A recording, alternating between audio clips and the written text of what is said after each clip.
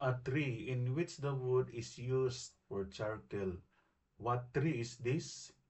Introducing Pagoringon Cratoxylum sumatranum, subspecies sumatranum of the family Hypericaceae.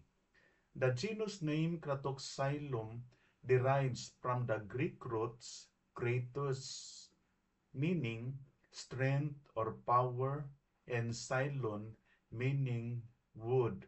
This suggests a reference to the tree's robust nature. The species name Sumatranum indicates its geographical association with Sumatra, an island in Indonesia. This reflects the tree's native habitat. Pagoringon is a pioneer tree species with great potential as an ornamental plant. It produces conical flowers consisting of reddish, small florets that often form at the tip of the twig. It is found in Southeast Asia, including Borneo, Malaya, and the Philippines, in disturbed open areas, especially on hillsides and ridges on clay or sandy soils. In the Philippines, it is distributed in the Masbate, Leyte, and Mindanao provinces.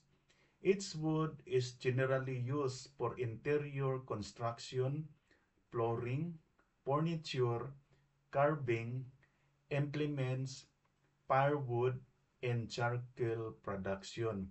Thus the name Pag-ulingon or Paguringon in Visayan languages. The leaves and bark of Paguringon are considered to have medicinal value. This tree is recommended for home landscaping, urban greening, and as a pioneer species for forest restoration. This is Max. Caring for the environment is not only a choice but a responsibility. Our efforts, even if small, when combined, can make life for a better future.